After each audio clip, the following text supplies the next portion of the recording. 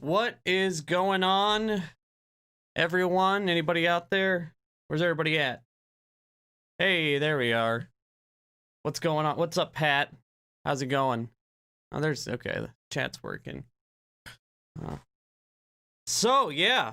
Fucking, got some crazy shit going on, man. Hello. What's up, Keith? Keith Saunders. I went to school with the Keith Saunders. Is that you? Keith, is that you? Hello, hello. Twitch down? It looked like it was on. It's live on my end. My Twitch is live on my end. I mean, yeah, look, as far as I know. Let me see if I can chat. Yeah. That's working on my end. Fuck, I don't know. No, I went to school in Tampa, Florida. Close though. I mean, that's pretty close. But yeah. So I don't know if you guys just saw. We might as well just fuck it. Let's just hop right into it. We don't have to wait for nobody. Anybody on TikTok? I'm on YouTube and Twitch. Link is in the bio, like the back screen says. But I don't know if you guys just saw the video, but Trump finally, after, I don't know, almost destroying our democracy, finally decided to...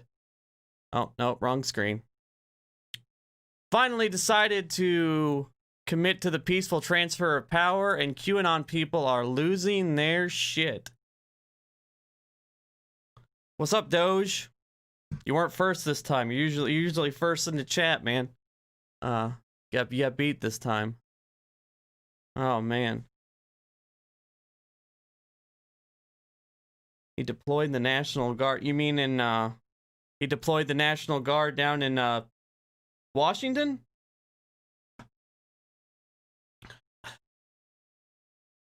So, yeah, I haven't watched this yet. I watched about half of it, but we might as well, see what he's got to say on screen.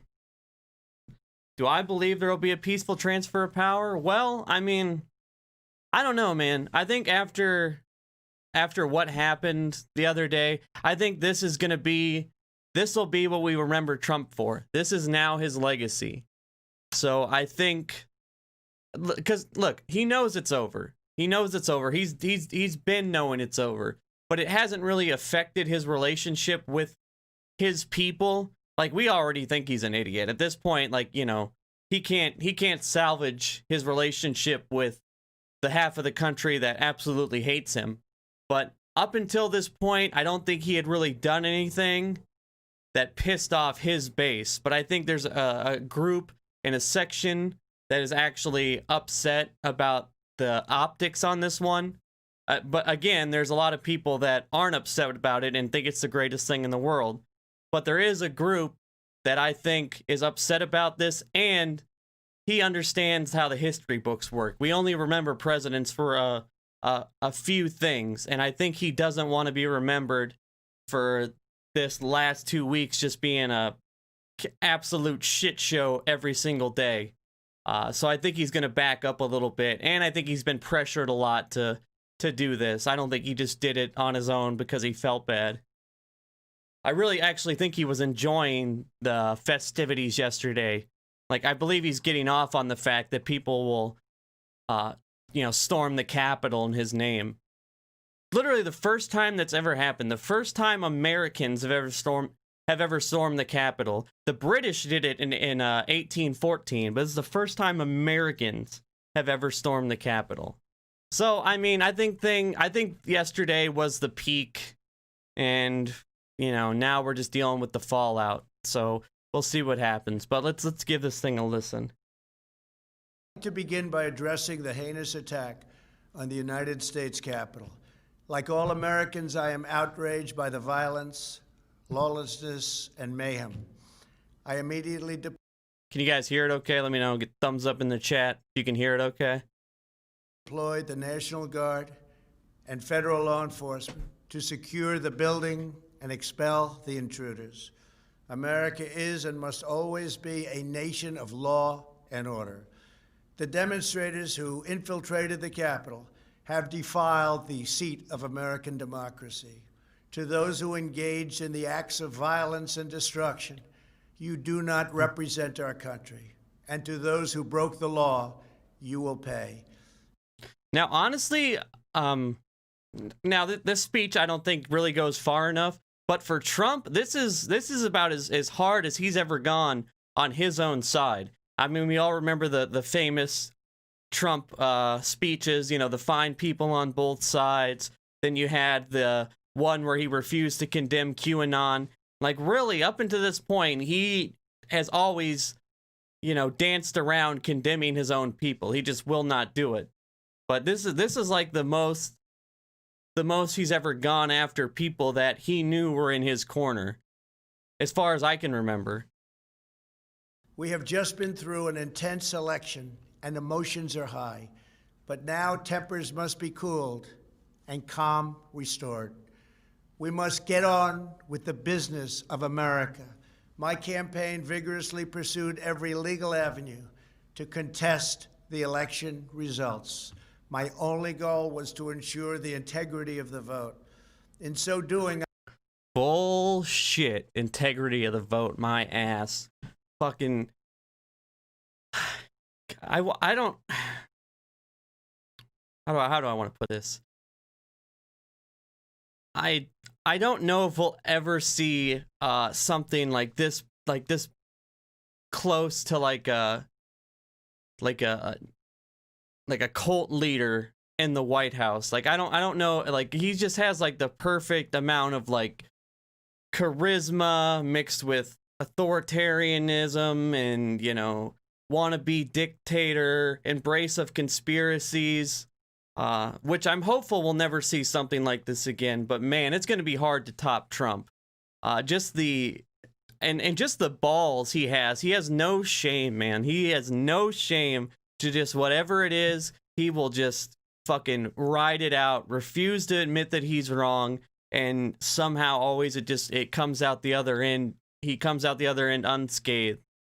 So hopefully we won't ever have to deal with anything like this. It's almost crazy, man. Like, I can't believe in 14 days he's not going to be president anymore. It almost doesn't seem real. Like, what are we going to do? Like, how we're not going to know how to act when Biden becomes president. You know, what, just another old boring press briefing? Okay. Merrick Garland just following the law? Okay, yeah. Like, thankfully we can get back to talking about policy and push Biden to the left, hopefully. Not have to worry about, oh my God, the Capitol building is on fire. I was fighting to defend American democracy.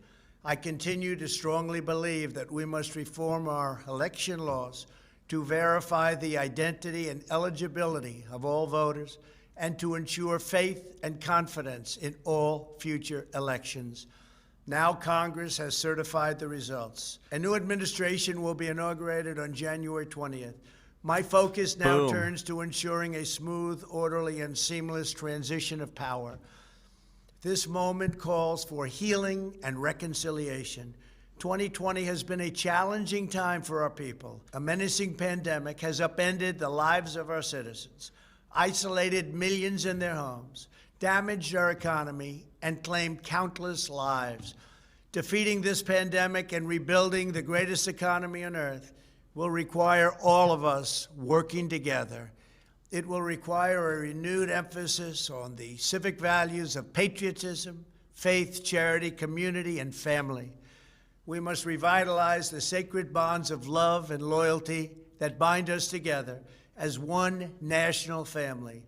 To the citizens of our country, serving as your president has been the honor of my lifetime. And to all of my wonderful supporters, I know you are disappointed, but I also want you to know that our incredible journey is only just beginning. Thank you, God bless you, and God bless America. No, the fuck it ain't. Oh, no, I don't want to watch.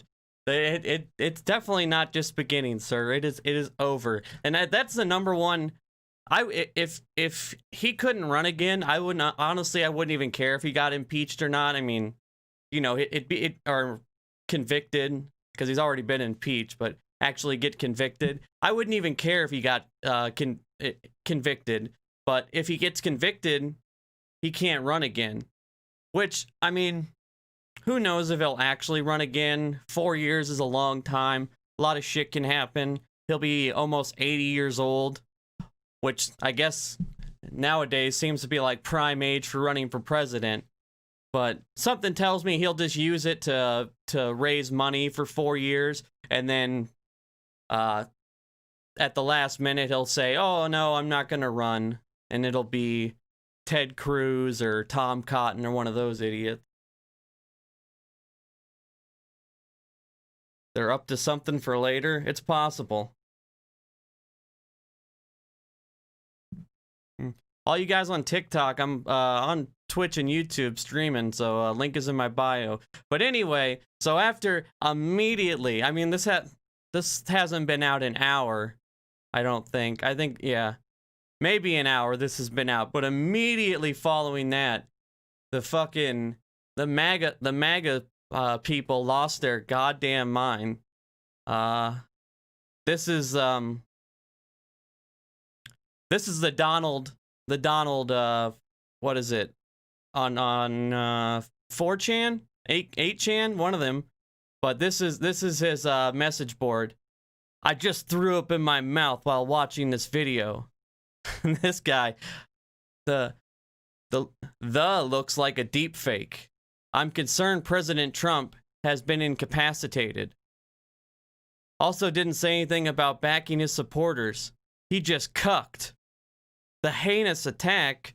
Get fucked. Seriously, I am now saying it. Fuck Trump. He's disrespected everything we've risked our lives for. Fuck this video." Yeah, fuck this video.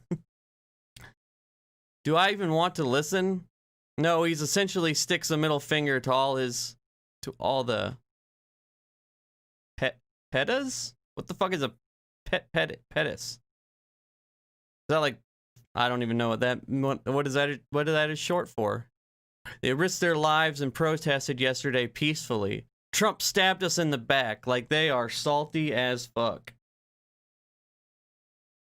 Yeah, trust me, I don't want to see Ted Cruz either, Shannon, but I mean, realistically, honestly, that's another thing I wanted to get look over. Now that we can actually, in 14 days, we actually get to go back to talking about policy. So I want to go over the senators that are going to be seated now that we actually have majority in the Senate. I want to go over the ones and see which ones might be willing to go for Medicare for all, or, you know, UBI, or, you know, one of those crazy socialist programs we want to pass. Because there's a few that, even though they're Democrats, they're definitely Republican. Joe Manchin, Kristen Sinema, a couple others that are pretty conservative in their values. But, you know, we'll see. Yeah, these are the QAnon people. My thought. This Major Patriot. He's an interesting follow.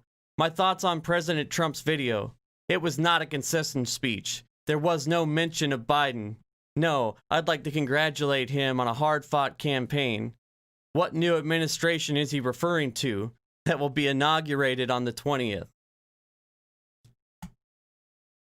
Like, QAnon doesn't even need Q anymore. It's gotten so big, they don't even need Q. Q is not posted in a month. We have not gotten a Q drop in a month, yet they have been full steam ahead this entire time. If you think the new admin means Biden, then that's your own confirmation bias. That's not what he said. Yeah, same shit. But yeah. What was the last Q drop? I think the last Q drop was like an American flag or something. I think Q has posted like 3 times since the election. Like, since November 3rd, Q has posted like 3 times. And that's it. Oh, did you guys, before we go too far, this might be the funniest TikTok I've seen in a while. Hold on. Totally insane. They pushed me out on Main Street.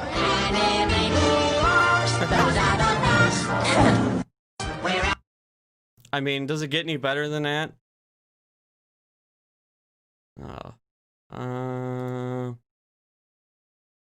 But yeah, what else is going on? But yeah. And then you got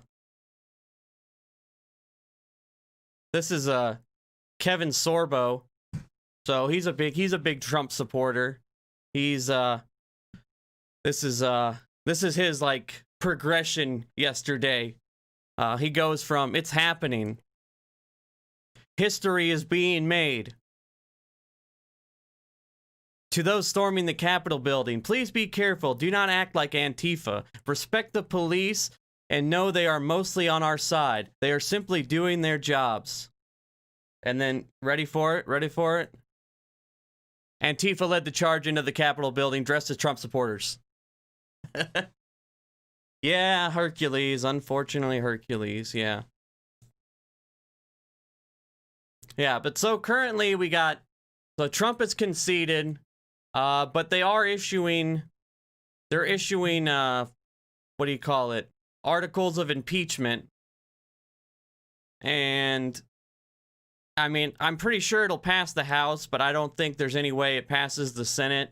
I mean, you need 2/3 in the Senate, and that's just not going to happen. But I think it'll pass the House. Pence has basically backed off the 25th Amendment, so... Q is one giant bro moment. Yeah, exactly. Yeah, no, Q is, I'm curious to see what Q turns into, if they'll move away from Trump after he gets out of office, or what's going to happen, because it's too big to go away. At this point, too many people are making money off of it, too many grifters, it's too big of an ecosystem to just fall apart, you know? Like, they've deluded themselves this far. This is a movement that started over 3 years ago with Hillary Clinton is going to be locked up, like, next week.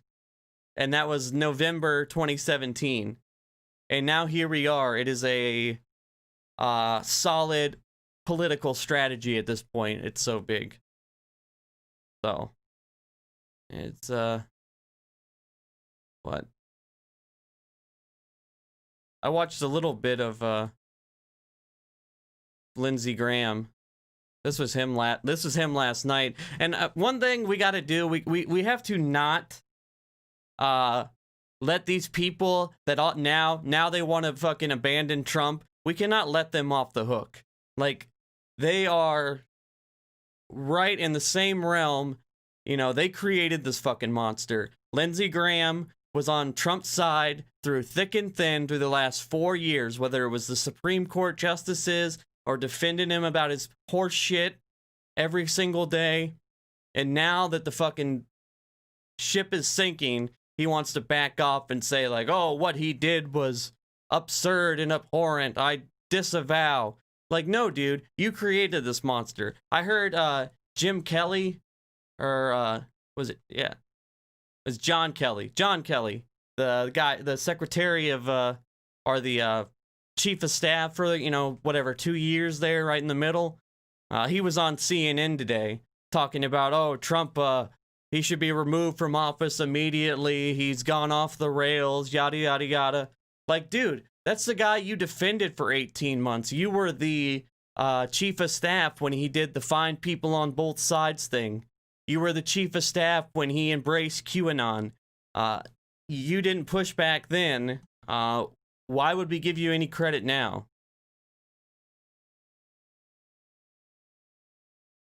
Yeah, exactly. Graham was just down in Mar-a-Lago. But, should we go over some of the... Well, let's check this out. Oh, I know what I wanted to watch. Yeah. Sorry, I just, I kind of just threw this all together at the last second. This is, so the White House decided to have a press conference, and this was literally the entire press conference.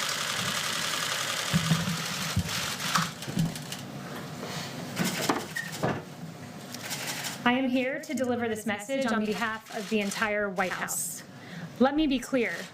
The violence we saw yesterday at our nation's capital was appalling, reprehensible, and antithetical to the American way. We condemn it, the president and this administration, in the strongest possible terms. It is unacceptable, and those that broke the law should be prosecuted to the fullest extent of the law. I stood here at this podium the day after a historic church burned amid violent riots, and I said this: the First Amendment guarantees the right of the people to peaceably assemble. What we saw last night in Washington and across the country was not that. I hope Kaylee knows that her and her giant book of lies that she brings with her everywhere is half the reason that these people are gassed up like they are. Like, I just wish someone in the core Trump circle would take a little accountability, little responsibility for what they have done. Like, you know, in like a couple years, we're gonna get all kinds of fucking tell-all books, which I'm really excited for that time. In like 2 years, when all like the real scandals come out, not the shit we hear on a day-to-day basis while he's in office, but the real crazy shit that always comes out when somebody's broke and wants to sell a tell-all book, those are the stories I'm waiting for, because man, they're gonna be juicy. I can't even imagine what kind of shit these people have gotten into or what kind of conversations have been had. I mean, we heard the taped phone call that Trump had the other day. Imagine what he's been saying to people in private. I can't even imagine. It's basically like a mob-run White House the last 4 years. End quote. Make no mistake, what we saw yesterday afternoon in the halls of our Capitol likewise was not that. We grieve for the loss of life and those injured, and we hold them in our prayers and close to our hearts at this time. We thank our valiant law enforcement officers who are true American heroes. What we saw yesterday was a group of violent rioters undermining the legitimate First Amendment rights of the many thousands who came to peacefully have their voices heard in our nation's capital. Those who violently besieged our capital are the opposite of everything this administration stands for. The core value of our administration is the idea that all citizens have the right to live in safety, peace, and freedom. Those who are working in this building are working to ensure an orderly transition of power. Now it is time for America to unite, to come together, to reject the violence that we have seen. We are one American people under God. Thank you very much. That's it. Just dipped out. Not a single question. But somebody asked, bro, I have one question. Where or when did Trump say he was going to be a peaceful transition? He said that in the Axios video we just watched. In this video, he said my focus now is on a peaceful transition of power. Like he committed to a peaceful transfer. Let's see if we can find where he said it. Well, I don't want to watch the video again. But yeah, no, he kind of half-assed it last night in a letter, but this just came out like an hour or two ago, and he committed to a peaceful transfer. Oh, we had another QAnon murder. This guy right here. Police charged 35-year-old Saskatoon man with killing mother in city's first homicide of 2021. Apparently, he was a QAnon conspiracy guy. Charged of second-degree murder. Appeared by video. It's alleged that he killed his 60-year-old mother, Debbie Holloman, in the early morning hours of January 6 inside the family's East Side home. A 65-year-old man survived and remains in the hospital. Police were called to the home of that address. Encountered Holloman in front of the house. That's it. But yeah, he was I don't know. Basically, he killed his mom because QAnon, I guess. Yeah, no, he conceded. What church burned down? I think there was, I think that was during the BLM stuff. I'm not sure. I know the Proud Boys attacked a church on, when they had their thing a couple weeks ago, but I don't think that's what she's talking about.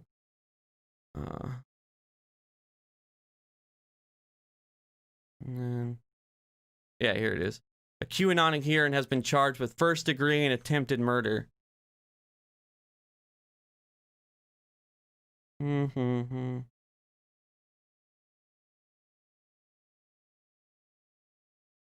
This is quite a funny video. Oh, but yeah. Oh, this fucking guy. Recognition company showing some pretty compelling evidence from a facial recognition company showing that some of the people who breached the Capitol today were not Trump supporters. They were masquerading as Trump supporters and in fact were members of the violent terrorist group Antifa. Now we should seek to build America up, not tear her down and destroy her. And I am sure glad that at least for one day, I didn't hear my Democrat colleagues calling to defund the police. He is such a fucking weasel, man. God, I can't stand that guy. Such a fucking weasel. And first of all, that was obviously a blatant lie. Like, the security company actually came out and said that not only was it not people that were with Antifa, but it was actually 2 neo-Nazis and a QAnon supporter. I find it so funny that the Q shaman is the guy they picked to be part of their BLM actually did it conspiracy. Like, how stupid do you gotta be? And now the Q shaman, who has been a giant conspiracy theorist so much that he's famous in the QAnon movement, and goes to every single rally, now he is part of the conspiracy. People are shutting him down and calling him out for being Nancy Pelosi's nephew, being part of BLM. Even Lynn Wood was on Twitter saying that he was part of BLM and it was all a setup, false flag, da. I mean, it's just rich, man. It's just really, really rich. Like, maybe this will make him an ex-QAnoner now that he sees how quick conspiracy theories can form. I'm not even sure where the Nancy Pelosi's nephew thing came from. Like, I started putting videos on Clapper a couple weeks ago, and that was like the #1 response I got. People are like, oh yeah, that's actually Nancy Pelosi's nephew. It was all a false flag. It's like, you people have worms in your brains, man. Where do you even get this stuff from? Yeah. And yeah, I just like how whoever thought of the narrative to make the QAnon shaman actually an Antifa member wasn't thinking too hard. And then like the picture they showed is him at the Arizona rally and it's got the Q sign cropped out. Like, yeah. Like, all you got to do is uncrop it and you see he's got a sign that says Q sent me.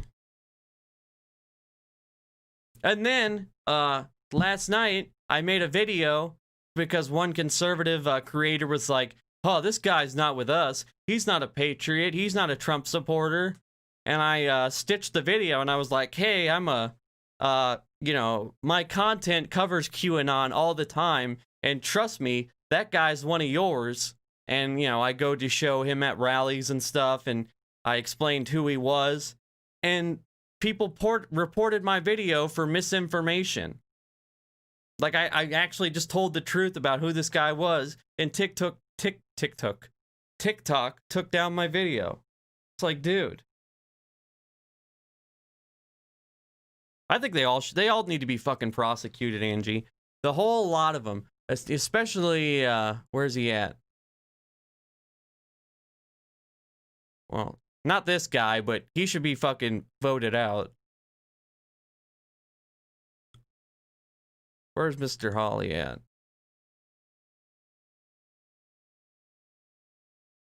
Well, goddamn.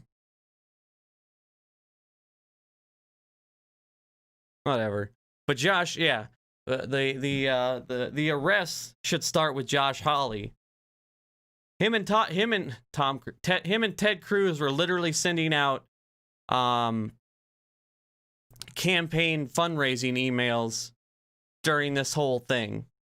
And that's the saddest part, man, is that these people are being grifted and they really, really believe this shit. And, you know, people are like that lady that charged the Capitol yesterday. I feel so bad about that because it's like that lady, she served her country, 15 years in the military or whatever it was, or she was a vet. She was so gassed up by online conspiracy theories that she got on a plane from San Diego and flew to Washington, D.C., and stormed the Capitol building thinking she was going to take back her country from, traitors to the country, and that, she needed to trust the plan. And, she was all the way pilled, according to her social media. She was, trust the plan, where we go one, we go all, stop the steal. She was in on the whole LARP. And all that, she was so gassed up that it killed her. She died because of it. Yeah, Ashley Babbitt. And it's, it's tragic. And, like, I would have never thought, even 18 months ago, like, I probably first started really paying attention to Q, just kind of like, oh, well, this is kind of odd. This is a weird thing we got going on here. Like 18 months ago. But, it was pretty fringe then. Now it's, pretty mainstream. But then it was pretty fringe. And I would have never thought that this would be the outcome. Like, I guess I didn't realize how fragile our whole system was and how easy it is to, it just goes to show how social media works so well at capturing our attention and putting people in bubbles. And it just, it pits people against each other. It's just bad. I think just Facebook, period, should be canceled. Don't get me wrong, TikTok and Twitter and shit aren't much better, but Facebook just needs to go. I'm this close to deleting my Facebook.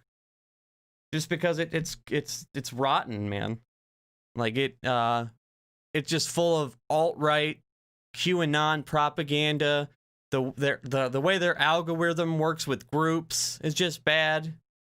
And they've cracked down on it a little bit, but it hasn't really helped that much. Anyway, this happens today. All day you've been bumped.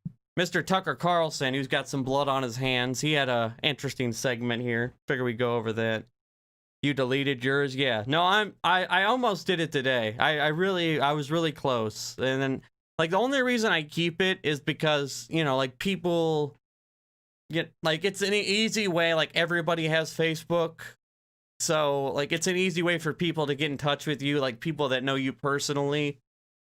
So, it just, with, like, Messenger, it's just, it's like, like my cousin that I never talked to, I like to check in on him every once in a while or something, you know what I mean? Just shit like that. But at this point, I don't know, it's just, I never go on there anymore, except for, like, maybe once a week to see what the right wing's up to. And that's about it. And then yesterday I posted a little bit because I wanted to kind of rub in what was going on in the Capitol. Because for some reason, all my Florida friends and family grew up to become MAGA, QAnon, Trump crazies. So I don't know. I'm like the only liberal on my wall or feed or whatever it is. My little brother got into this QAnon crap when it was so new, like 2017, that I originally cracked up laughing and thinking even my dumbass brother can't believe this. And he did and does.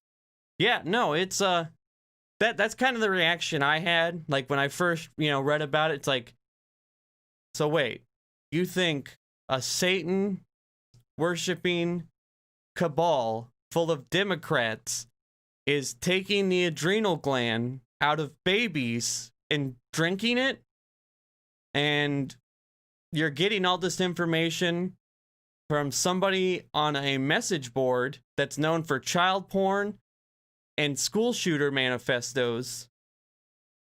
I don't know. That seems a bit out there. But, it's weird how things grow and kind of out of nowhere. And you know what really made it grow? Not so much the message boards. It was the people that branched off from there. Like, they created all those Q aggregator sites. And then when you get the the social media people like Jordan Sather or Janet Osabard. You know, like the fall of the cabal killed so many people. When I originally made my series on the fall of the cabal, I did it because it was all over TikTok. Every other video was like, dude, you need to watch Fall of the Cabal. It'll expand your mind. And then I watched it and I was like, oh my God, this is the worst propaganda I've ever seen.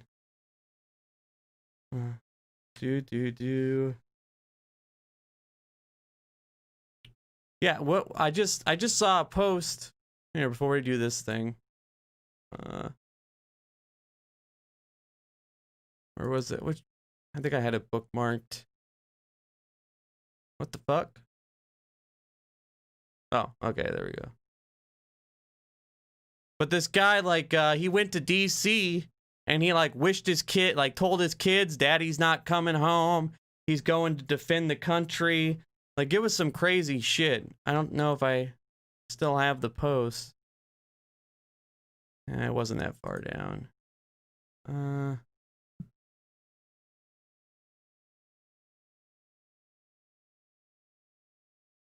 Maybe not. Ah,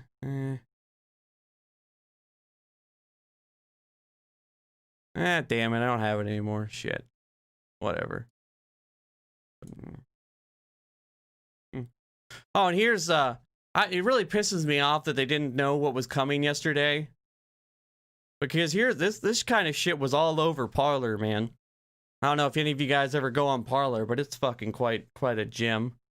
Today, January 6, 2021, we patriots by the millions have arrived in Washington, D.C., carrying banners of support for the greatest president the world has ever known. Bit if we must. I'm assuming he meant but. Many of us will return on January 19th, 2021, carrying our weapons in support of our nation's resolve to which the world will never forget. We will come in numbers that no standing army or police agency can match. However, the police are not our enemy unless they choose to be. All who will not stand with the American patriots or cannot stand with us, then that would be a good time for you to take a few vacation days. So, I mean, and this kind of stuff is all over Parler. He's basically saying that they're gonna, you know, he's basically declaring war on the Capitol, is what he's doing. And this stuff was all over Parler for weeks. But then they're like, oh, we just didn't know this was gonna happen in DC. I mean, how were we supposed to know that these people were gonna get violent? I mean, they literally gassed peaceful protesters and cleared them out so Trump could take a photo op. But 400 people led by the Q shaman stormed Congress and nothing. There's a guy on Twitter said, I'm no longer impressed that Nicolas Cage was able to steal the Declaration of Independence. Like, man, that is spot on. All right. But yeah, this is what Tucker had to say. Images of what has taken place in Washington. Too little time has been spent thinking about why. Anyone who's trying to understand the significance of what's going on right now ought to watch the video of the woman who was shot inside the U.S. Capitol this afternoon. In the footage, which we're not going to show you because it's too upsetting, but you can find it on the internet, the woman is standing in a hallway right off the House floor at the center of the Capitol building. She appears to be in her 20s. She's got an American flag tied around her neck. The scene around her is chaotic. People are bumping into each other, yelling, trying to get through the door into the Senate chamber. Suddenly, with no warning, there is gunfire. You hear a shot, and the woman falls. She's been hit with a bullet. Seems like the neck could be the chest. Apparently, it was fired by someone in law enforcement. People in the hallway scream. The camera closes in on the woman's face. She looks stunned. Apparently, there's been a couple of witness reports. What happened is a lady jumped through a window, and there was like several cops there, and they told her to freeze. And I guess she didn't, clearly. And then she got shot by one of them in the neck. I saw a video about that earlier, but that was an eyewitness report. And eyewitness testimony is always hairy, as we know from watching Trump press conferences and all these hearings. But that is that's the story that I've heard. But again, she didn't have to die. She died because of fucking they gassed her up. She is staring straight ahead, unblinking. In her eyes, you can see that she knows she's about to die, which in the end she did. The woman died a couple of hours ago at a local hospital. So what can we learn from this? It's not enough to call it a tragedy. Imagine for a second getting the call and learning that was your daughter. The last time you spoke to her, she was heading to Washington for a political rally. Now she's dead. You'll never talk to her again. Seriously, imagine that. If you have children, it will put you in the right frame of mind. That's what we're watching. And we may be watching a lot more of it in the coming days. Political violence begets political violence. That is always true. It is an... I just, it really upsets me that I can't imagine what all these conservative, Tucker kind of takes a good tone here, better than he usually does. This is a better take than he usually has. But I just can't imagine what the reaction would be from all these people on the right if this was a group of Muslims. Imagine if Ilhan Omar had lost her election in Minnesota and they stormed the Capitol building, a bunch of Muslims that were upset. We'd probably have 100 dead people today. Who knows what the fallout would be? She would be immediately deported. And it's such a clear double standard. And they don't even acknowledge it. It's not even acknowledged on the right. Iron law, it never changes. And we have to be against that. No matter who commits the violence or under what pretext. No matter how many self-interested... you guys see this video over here. Look what's going on. You see what's going on. And, that lady shouldn't have been shot. But a lot of these people are armed. These cops in this situation, which cops are never trained properly. It's ridiculous how, it takes longer to be a fucking bus driver than it does to be a police officer. Now, I used to be a truck driver. Now in Minnesota, you have to go to school to be a truck driver for 8 months. To be a police officer, it only takes 6 months. That's just crazy to me. But they're so undertrained. And if you see people running at you like this and you tell them to stop, I could see how in the chaos somebody gets shot. But then, you see a video like Jacob Blake, who was walking to his car. And yeah, he didn't listen to the officer, but he was walking to his car. He was unarmed and he gets shot in the back 7 times. And these people justify it. But then when something like this happens, they're like, oh, a patriot was gunned down and defending democracy or something. I don't know. Demagogues assure us the violence is justified or necessary, as they have been assuring us, lying to us for the past 6 months. We have a duty to oppose all of this, not simply because political violence kills other people's children, which it does, but because in the end, it doesn't work. No good person will live a happier life because that girl was killed in the hallway of the Capitol today. And that's true, because it's so funny that after they stormed the Capitol building, and before they stormed the Capitol, 13 Republican senators had signed on to object the votes. And after they stormed the Capitol and 1 person died, 6 senators decided to object to the vote. Which, it's ridiculous that it was that high. It's ridiculous that anybody objected. But she literally died for absolutely nothing. She did the opposite of what she was trying to do. Because they went from 13 senators to 6. So they got less support. So our only option as a practical matter is to fix what is causing this in the first place. We don't have a choice. You may have nothing in common with the people on the other side of the country. Increasingly, you probably don't. But you're stuck with them. The idea that groups of Americans will somehow break off into separate, peaceful nations of like-minded citizens, that's a fantasy. That will not happen. There is no such thing as a peaceful separation. There never has been, and there won't be. The 2 hemispheres of this country are inseparably intertwined. They're co-joined twins. Neither can leave without killing the other. So that's the first thing. Driven, why is the right so obsessed with Tucker Carlson? I've never really had the time to watch or hear what he says. Tucker Carlson is big on the right because he makes he makes white nationalists and alt-right talking points sound better. Like his way of speaking and the way he breaks stuff down, it works very well. Like, it's very palatable to normies. So people on the far right, the Charlottesville white t-shirt and khaki pants types, they love Tucker Carlson because he's very good at making racism palatable. I mean, literally, he had a white nationalist as his head writer for 10 years. They caught him on a message board saying just some horrendous shit, and he got fired. That was like 6 months ago. And he's been Tucker's head writer for 10 years. Or he was. And then when that happened, Tucker just kind of said, oh, well, you know, shit happens, and didn't apologize for it or anything.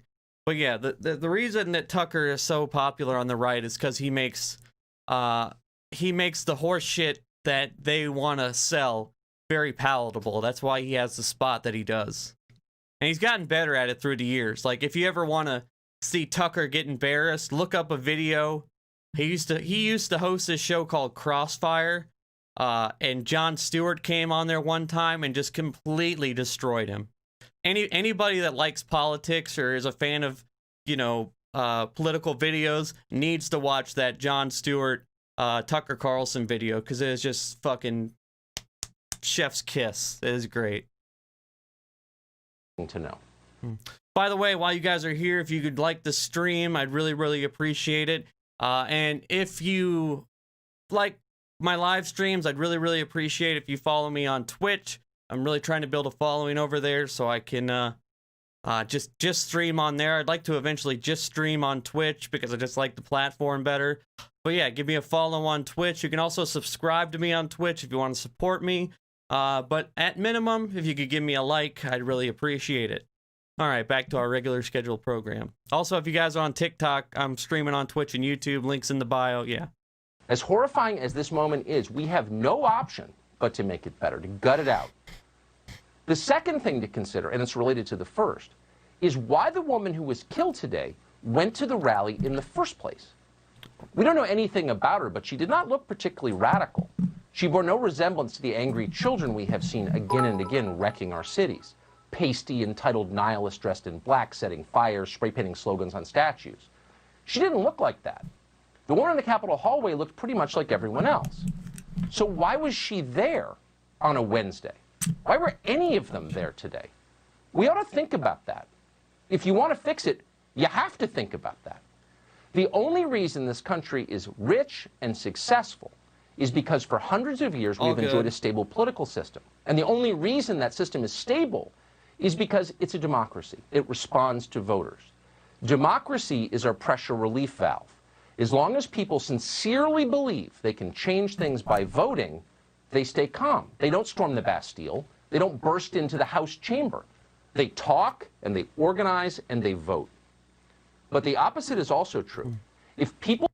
Tucker Carlson, the guy that's been gassing people up on Fox for years, talking about we need civil discourse. It just really pisses me off. They're trying to sneak out the back door with this bullshit. Like, oh no, we need civil discourse and our democracy will crumble. It's like, you guys go on TV every single night, and you don't talk about the issues. You don't talk about what's really going on in America and how working people can be helped. You gas people up with these ridiculous stories. During the when the tax bill was being put in place, you know, the ridiculous tax bill where 87% of the benefits went to the 1%. Tucker did 3 nights in a row. He talked about racist trees. I'm not even kidding. 3 nights in a row during the only bill that Trump really got passed. Tucker's #1 story was racist trees. So that's the kind of shit that he's been talking about for 3 years, Mr. Man of the People. He has this fake, like, man of the people, I look out for the little guy shtick. And it's just such horseshit. For the most part, populist right just means fascist. I'm starting to believe that more and more. People begin to believe that their democracy is fraudulent if they conclude that voting is a charade, that the system is rigged, and it's run in secret by a small group of powerful, dishonest people who are acting in their own interests, then God knows what could happen. Actually, we do know what could happen. It's happening right now. It's happened in countless other countries over countless centuries, and the cycle is always the same because human nature never changes. Listen to us, screams the population. Shut up and do what you're told, reply their leaders. In the face of dissent, the first instinct of illegitimate leadership is to crack down on the population. But crackdowns never make it better. Instead, they always make the country more volatile and more dangerous. The people in charge really understand that. They don't want to. They don't care to learn or listen because all of this conversation is a referendum on them and their leadership. So they clamp down harder. Obey, I tell you, obey. This is the Romanov program. It ends badly every single time. But that doesn't mean they won't try it again. Of course they will, because it's their nature. It's how we got here. Like Natasha Romanoff? Like, from the Avengers? I don't, what's the Romanoff program? Am I just dumb? What, I don't know what that is. In the first place, millions of Americans sincerely believe the last election was fake. You can dismiss them as crazy. You can call them conspiracy theorists. You can kick them off Twitter. But that won't change their minds. Rather than trying to change their minds, to convince them and reassure them that the system is real, that the democracy... He's actually right that putting them in the dark doesn't change their minds. But at some point, you have to draw the line. Like, I for a very long time, was a free speech absolutist. Like, I believed... I kind of took the Kyle Kulinski approach. Like, if you come after them, eventually they're going to come after you. So, you know, I just figured, you know, let everybody say their piece, and then let the best ideas win. The marketplace of ideas, as you know, as they call it. Problem is that the marketplace isn't stacked properly, and the way that these algorithms are designed is once you start looking at an idea, Facebook or whatever gives you more of that idea, and you just get more indoctrinated and more indoctrinated, and eventually within 6 months you're not seeing anything but the shit you want to see. And I'm fine with people having their own opinions and everything, and I'm even fine with, you know, like conspiracy light people being on the internet, but the hardcore QAnon, you know, just the crazies, the people that are really pushing this shit hard, they need to be out of the conversation. They don't need to be in the political discourse, because there's too big of a group of people that it just, you know, and how do I put this? It's not that, like, you know, and like I'm smarter than some other person that does that fell for QAnon, or, you know, I'm some big brain person because I didn't fall for QAnon. It's just a lot of people, they work all day, you know, they work 12 hours a day, they come home, they watch a couple YouTube videos, maybe they have some kids, they go to bed. So they don't have nearly the media savvy as someone who looks over a lot of media. So when they find this, you know, this cool club, this cool secret that nobody else knows, only a select group of us Anons know, and then they find out all these, you know, cool little things, and oh, this is actually how it works, and this is fake news, and this is going on over here, and just wait, the president has a plan. They kind of fall into it, you know, and then once they're sucked down the rabbit hole, it's impossible getting them out because there's so many different media sources that'll validate their opinions they already have. So, I mean, if they can't easily access those opinions, it's harder for them to fall down that hole. I don't know. Does that make sense? I think I kind of broke it down well enough. I don't know. Colonel Oh, Parler. Colonel 007. I don't think I know him. Free speech comes with responsibility and accountability. Yes. And I don't like, free speech is only, there's no such thing as absolute freedom. All freedoms have regulations and boundaries. And when it comes to a private company, I mean, there's absolutely no free speech. They can ban whoever they want. They shouldn't, and we should regulate against that to somewhat. Personally, I think all these big media companies like Facebook and shit need to be broken up, but that's another conversation. Work as you would do if you cared about the country or the people who live here. Our new leaders will try to silence them. What happened today will be used by the people taking power to justify stripping you of the rights you were born with as an American. Your right to speak without being censored. Your right to assemble, to not be spied upon, to make a living, to defend your family, most critically. And here comes the fear-mongering. He was doing good there for a minute, but now, he's got a fear-monger. You know what the number one talking point that I hear from the normie crowd is that Joe Biden is going to sell us out to China. I don't know exactly what they mean by that, but apparently Joe Biden is selling us out to China. I don't know what our price is if we get a cut, but that's the what I hear. These are the most basic and ancient freedoms that we have. They're why we live here in the first place. They're why we're proud to be Americans. They're what make us different. And they're all now in peril. When thousands of your countrymen storm the Capitol building, you don't have to like it. We don't. You can be horrified by the violence, and as we said, and we'll say it again, we are horrified. It's wrong. But if you don't bother to pause and learn a single thing from it, from your citizens storming your Capitol building, then you're a fool.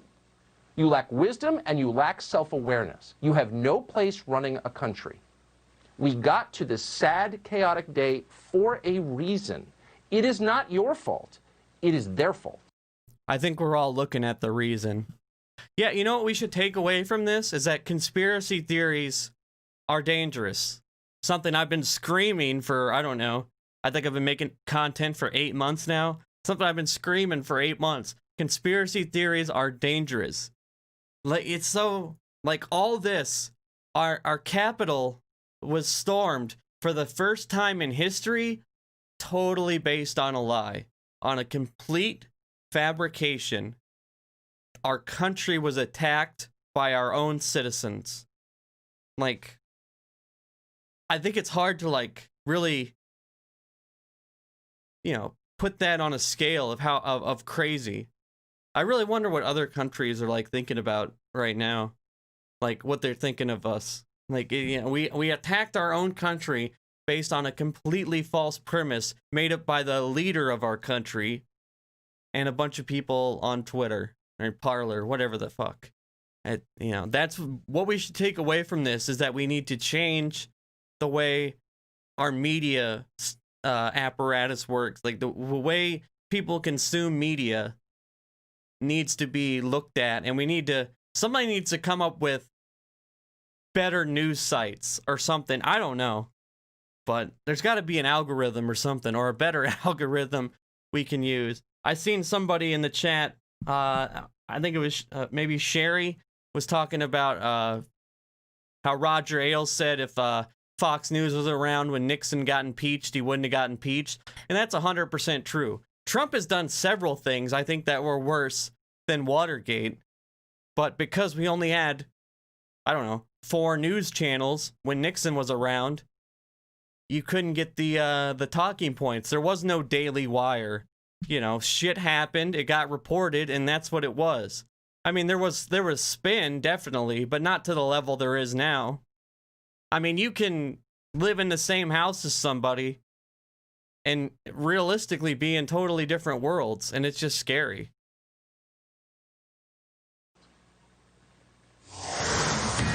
And that's that. All right. Oh, I guess I ended at a good place. But yeah, I don't know. I don't know what y'all think about that.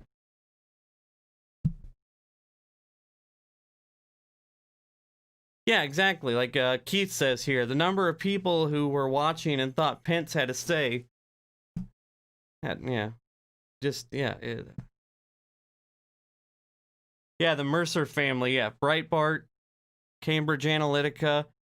The Cambridge Analytica stuff, man. I watched a HBO documentary about how all that actually worked, and it's just it's scary. And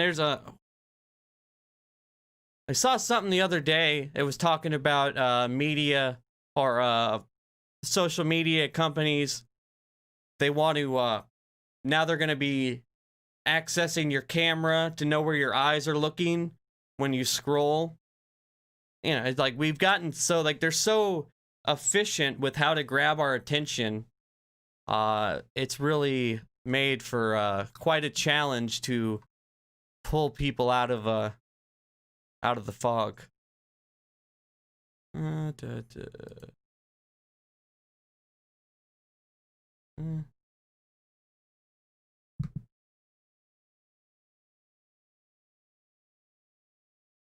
I think the only one in the world that's really happy right now is Vladimir Putin. We look really weak in front of the world. We look incompetent is what we look. I mean, we just look. Oh shit! Breaking: Betsy DeVos has resigned due to Trump's incitement of violence. I mean, I'm glad you resigned, but you ain't getting no fucking credit. Betsy DeVos gets no credit for me ever. Ever will Betsy DeVos get credit. Oh, speaking of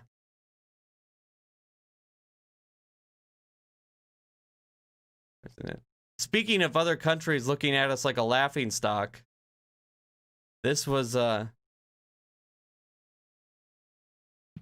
Brits were covering us like we were some third world country yesterday. Officers, this was a losing battle. This is exactly what was feared. Wait, what? YouTube asked you to scan your ID?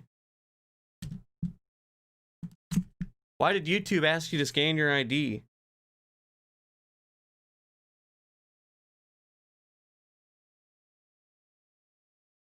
That's super weird.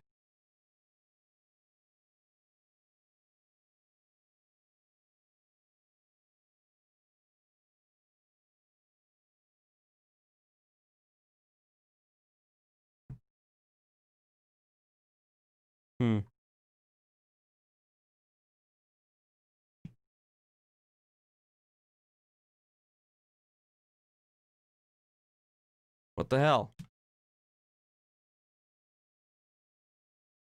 Play, damn it.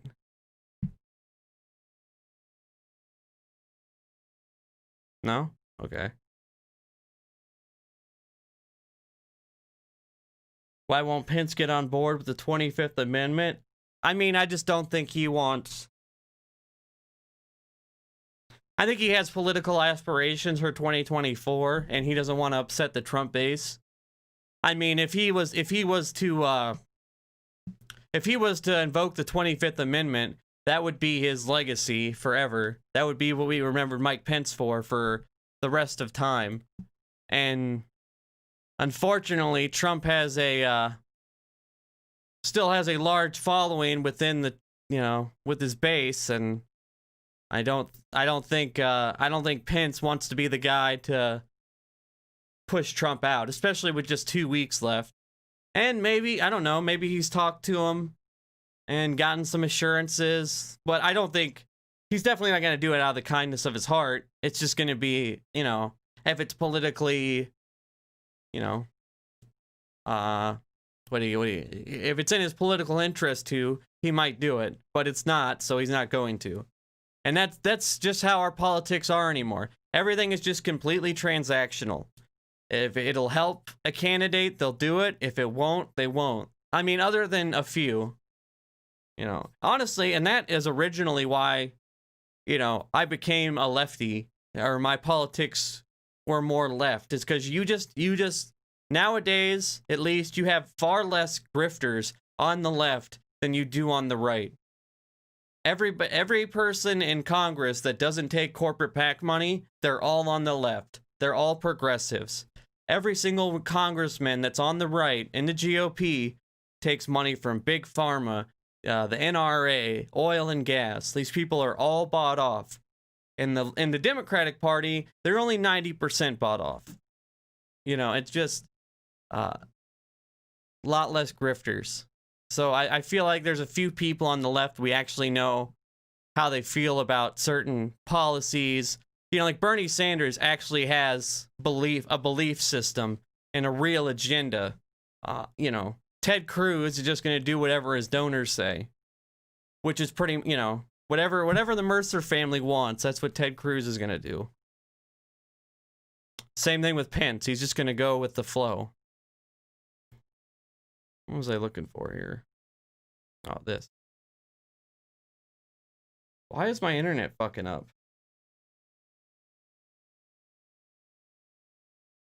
You wanted to see a video by Robert Reich? They made you show your ID, though? What is going on with my internet here?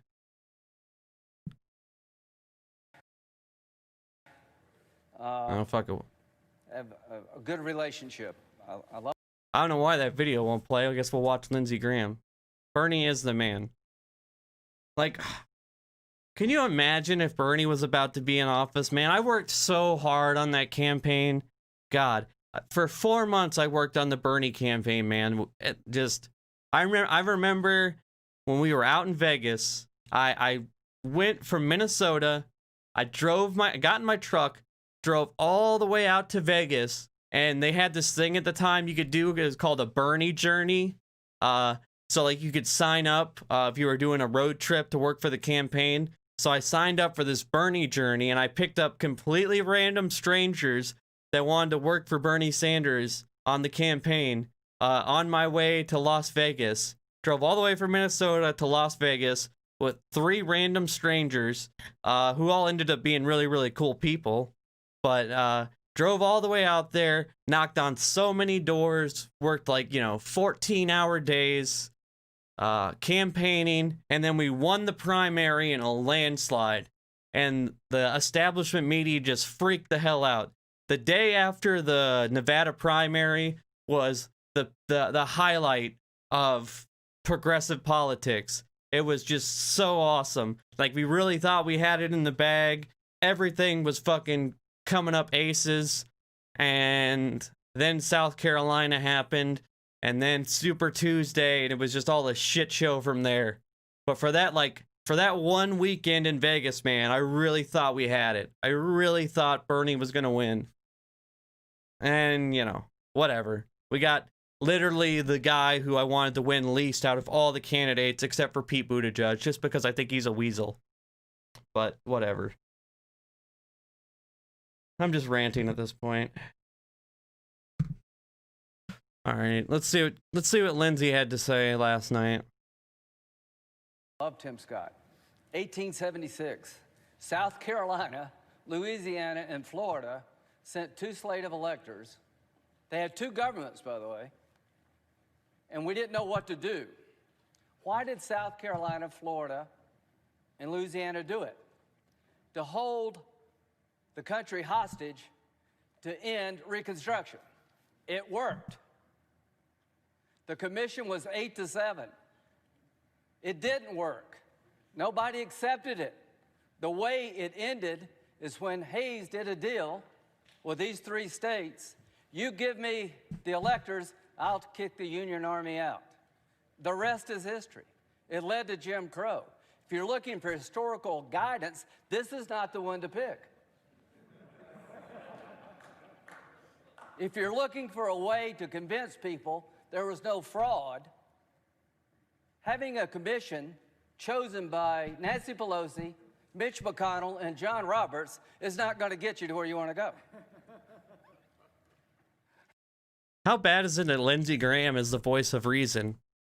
Like, I hate that, like, that's our heroes in this moment. Or not the heroes, but like the voices of reason are Mitch McConnell, John Kelly, Lindsey Graham, Betsy DeVos. It's like, dude, no, these people are monsters. But whatever. They're agreeing with us for the time being, so we'll let it be. It ain't gonna work. So it's not going to do any good. It's going to delay, and it gives credibility to a dark chapter of our history. That's why I'm not with you. But I will fight to my death for you. You're able to object. You're not doing anything wrong. Other people have objected. I just think it's a uniquely bad idea to delay this election. Trump and I, we've had a hell of a journey. I hate it being this way. Oh my God, I hate it. From my point of view, he's been a consequential president. Sound like he's breaking up with the girlfriend. Baby, I hate it had to end this way, baby, but you know, it just, you know, I feel like you've been consequential in my life, but you know, you gotta go. Too many conspiracy theories, baby. But today, first thing you'll see, all I can say is count me out. Enough is enough. I've tried Right, to be yeah, helpful. he's the guy that asked the votes to get thrown out. Wisconsin Supreme Court ruled 4-3 that they didn't violate the Constitution of Wisconsin. I agree with the 3, but I accept the 4. If Al Gore can accept 5-4, he's not president. I can accept Wisconsin 4-3. Pennsylvania, it went to the Second Circuit. So much for all the judges being in Trump's pocket. They said, no, you're wrong. I accept the Pennsylvania Second Circuit that Trump's lawsuit wasn't right. Georgia, they said the Secretary of State took the law in his own hands. He changed the election laws unlawfully. A federal judge said, no, I accept the federal judge even though I don't agree with it. Fraud. They said there's 66,000 people in Georgia under 18 voted. How many people believe that? I asked, give me 10. Hadn't had one. They said 8,000 felons in prison in Arizona voted. Give me 10. Hadn't gotten one. That's so crazy. Like, not even, yeah, 66,000. Imagine, where do they come up with that number? 66,000 people under the age of 18 voted? Like, these numbers are so absurd. And those lies got people so worked up that they thought their country was being stolen from them, and it got them to charge the Capitol building. I mean, it's still, I mean, I know it's all true, but it almost feels like it's not true, right? Like it's just a complete joke, like it's a fantasy. Like, these people don't really believe this. But then, you know, you go on, like, if you ever want to have your heart broke over how bad conspiracy theories have fucking destroyed the country, go on the QAnon casualty subreddit. I mean, it's just full of, like, heartbreaking stories. You know, my mom doesn't talk to me anymore.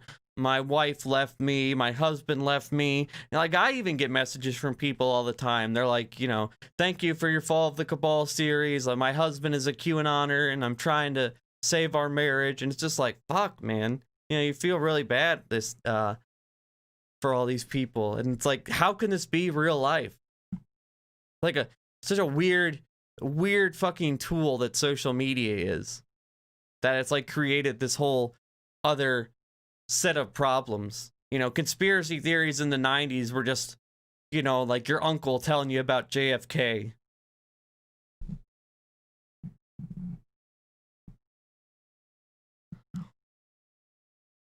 Does that say there's problems in every election? I don't buy this. Enough's enough.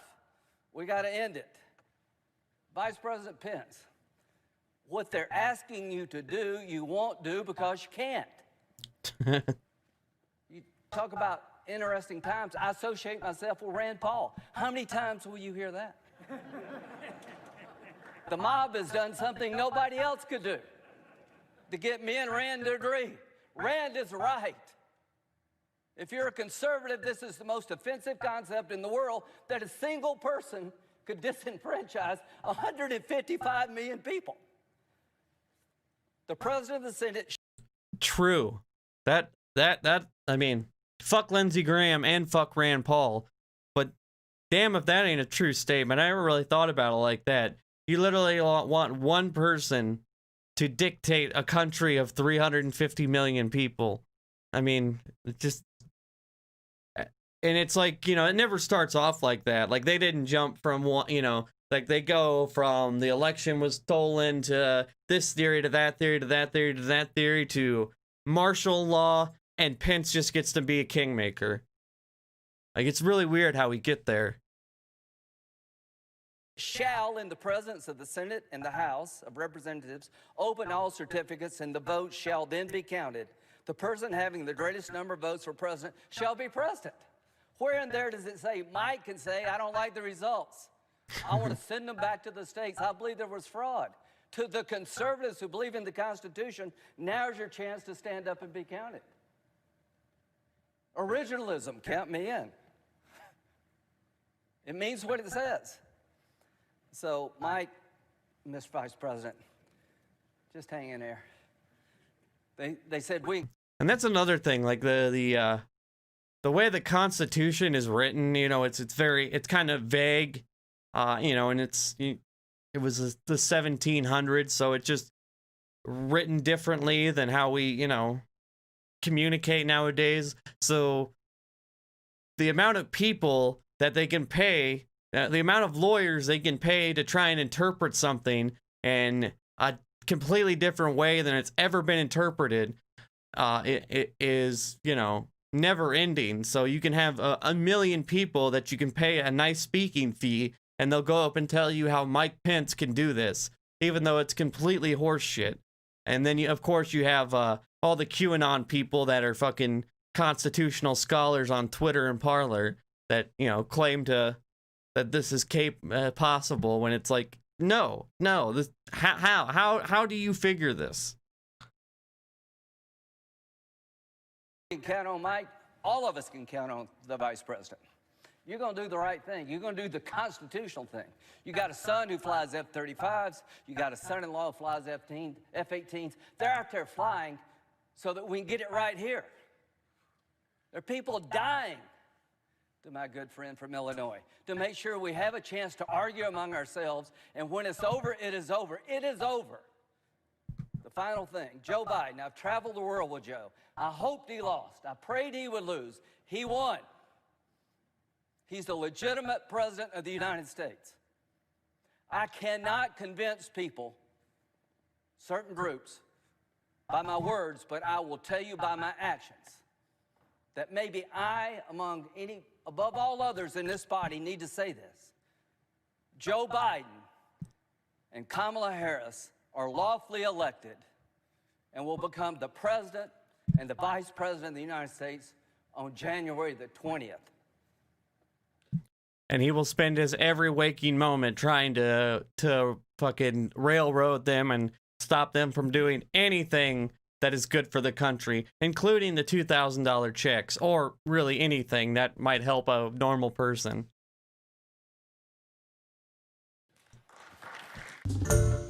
Hi, everyone. George. Well, there's another person we have to congratulate for doing the bare minimum.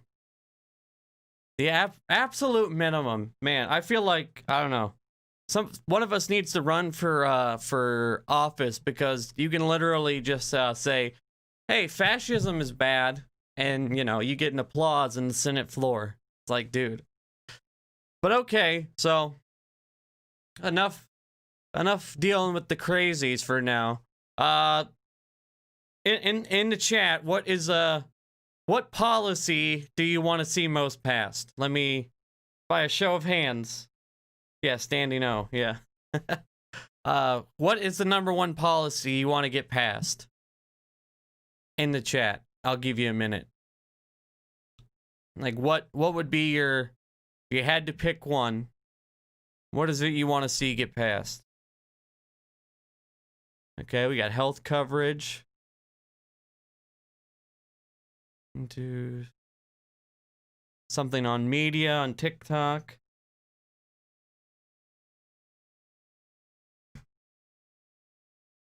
Healthcare. I think healthcare is a pretty. Let me check Twitch here.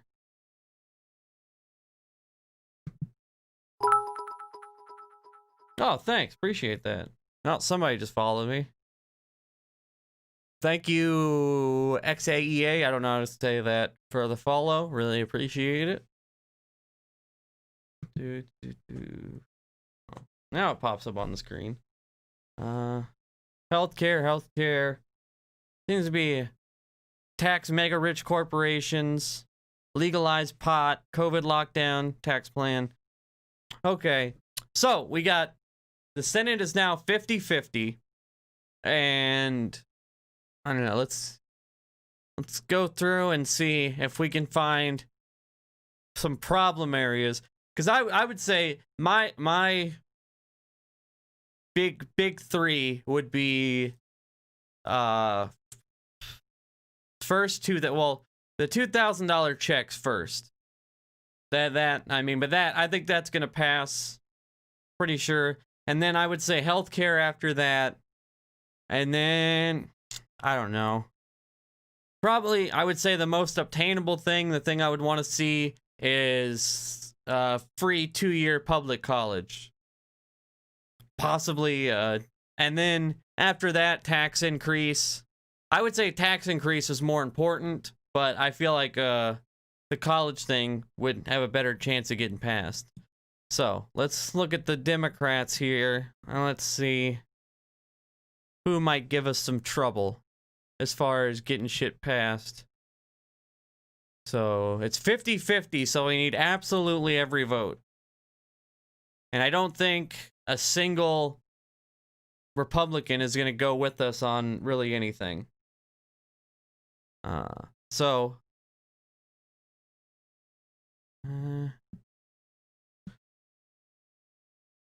Okay, let's start with Tammy Baldwin. She's definitely more of a centrist. I don't think she'd give us too much. Joe Manchin, he's one I'm worried about. Joe Manchin, honestly, is going to become one of the most talked about and powerful people in the Senate now, because he's a Republican. I don't know how. Like, he always says when they ask him, he's always like, I'm not a Democrat or a Republican. I'm just Joe from West Virginia, and I don't like poor people. He may or may not say that part, but yeah, Joe. I don't think Joe was definitely not going to go for Medicare for all. I don't see it happening. I could definitely see him going for a public option. I think that's possible. But you know what though? And this is the thing that I really hate, and I wish we had a few more progressives in the Senate.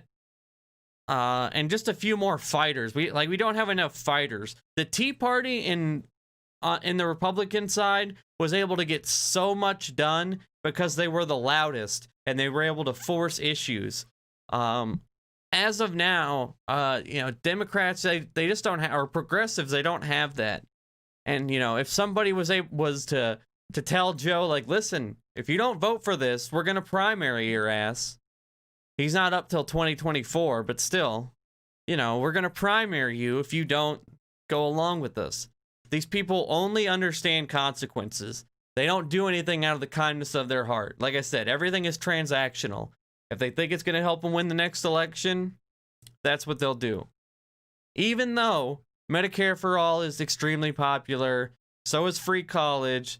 So hell, even UBI is pretty popular this time. Taxing the rich, every single one of those policies pulls it over 50%. But they won't pass them, thanks to corporate donors. But yeah, I think Joe Manchin is going to be one of the ones that gives us the most fits.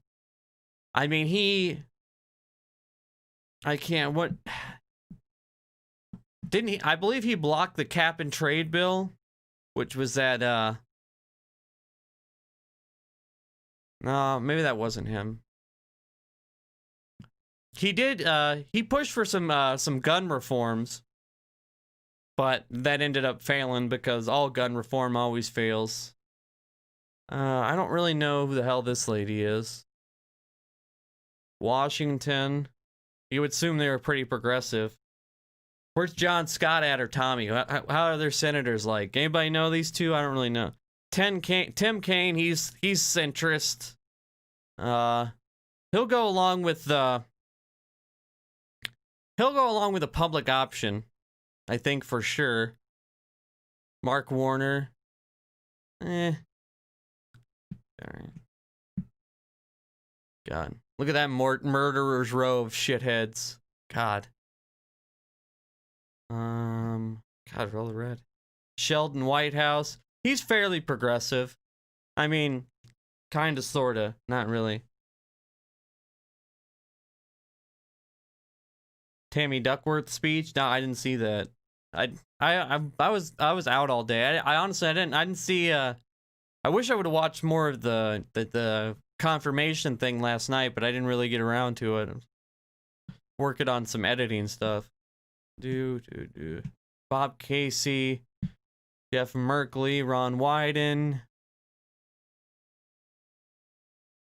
You know who else is going to be an issue with getting shit passed? Is what's her face?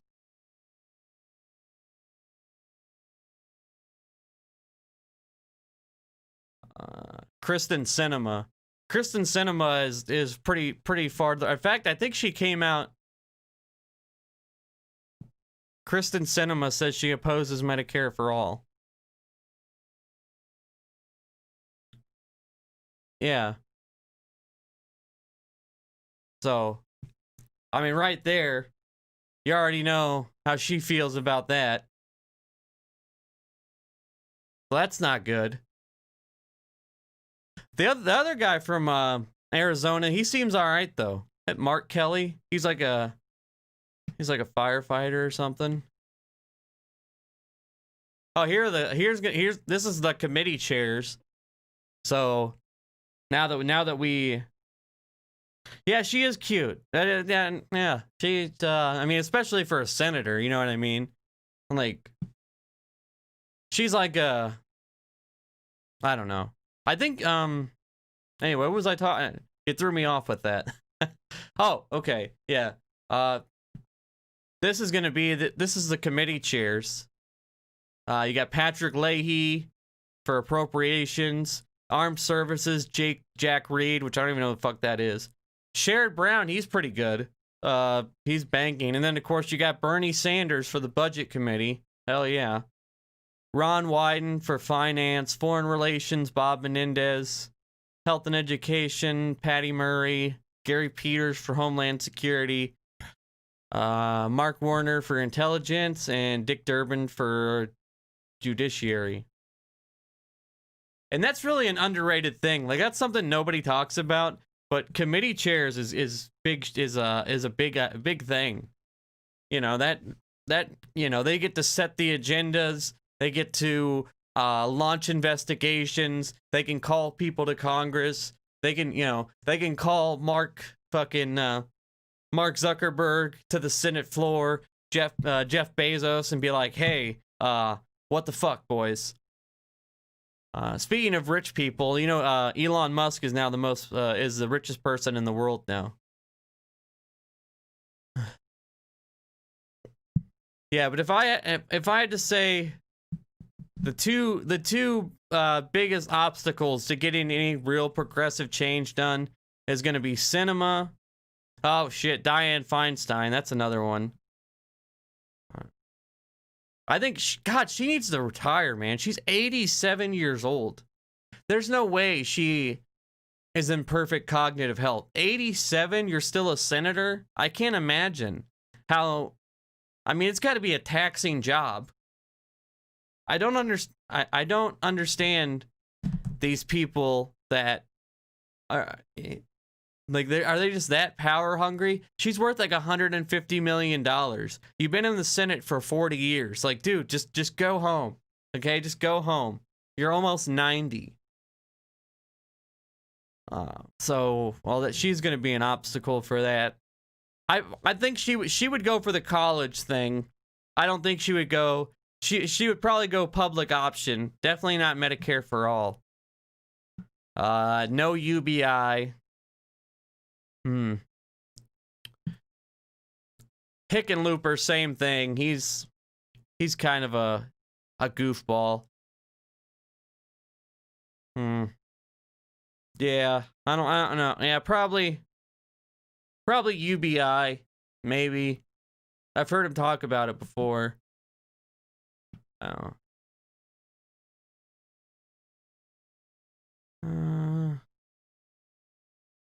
And I know Ossoff and Warnock, they seem to be more about the public option. And then, really, honestly, I mean, it's not Medicare for all, but I'd be happy with the public option. If Joe Biden can get a public option passed, and maybe one other big piece of legislation, if he could get a public option and tax reform passed. Because if we get rid of the Bush tax cuts, no, hold on. What is it?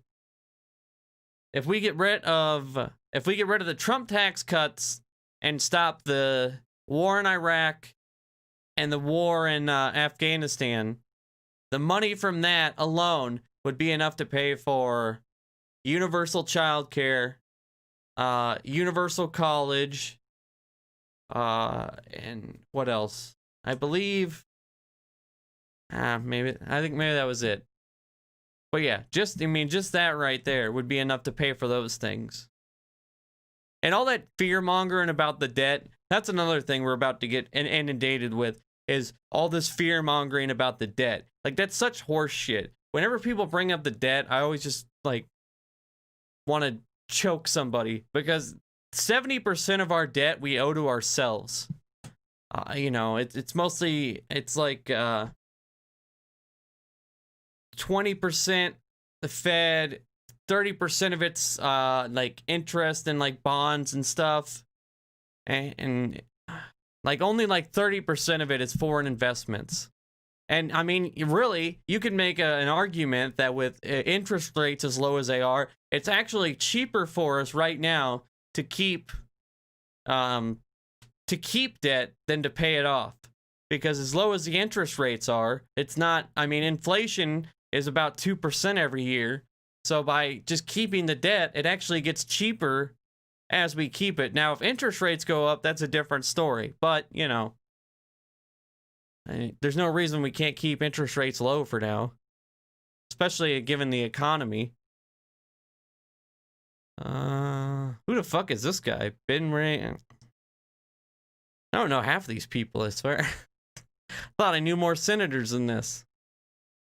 All right, let's see what else we got here.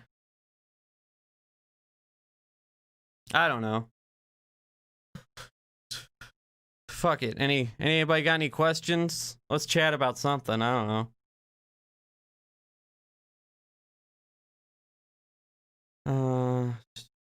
Depends on how you feel in your job. What would the public option look like, and how would it be different than what we have? Basically, the public option is the public option is we have our regular healthcare system, what we have now, the private insurance market. The public option is if you can't afford private insurance, the government has an option that you can go on, and it's free. It's basically like it's basically like Medicare, but for poor people. And that's I mean, that's pretty much the best way to explain it. We'll have our regular healthcare system, and then if you can't afford that, or I don't know if they'll means test it. See, there's a lot of different ways you can go about it. You could possibly means test it, or you could have different levels. But the basic idea behind a public option is just that. It's a public, if you can't afford health insurance, like the NHS in England, not really. The NHS is more like a Medicare for all system. Like, they have public, I believe they have, in England, they have public funding of private institutions. What this would be, what a public option is that you can keep your regular health insurance if you want to, but the government will have a public option where you can get onto that. So if you can't afford regular health care, you don't make enough money, whatever, the government will pay for your health care. But the problem with that is that, because, see, when you have a single payer system, the government has a bigger bargaining tool. Like, they're able to make better deals on behalf of the healthcare system because they are the healthcare system. There's no competition. It's just the government pays these, you can do it, you know, the government pays these institutions, and that's our healthcare system. With the public option, you still have this entire private system. So the problem with the public option, and the reason I don't like it, is because what's going to happen is those companies are going to be incentivized to kick all the poor people off of their rolls. And that's going to overwhelm the public system.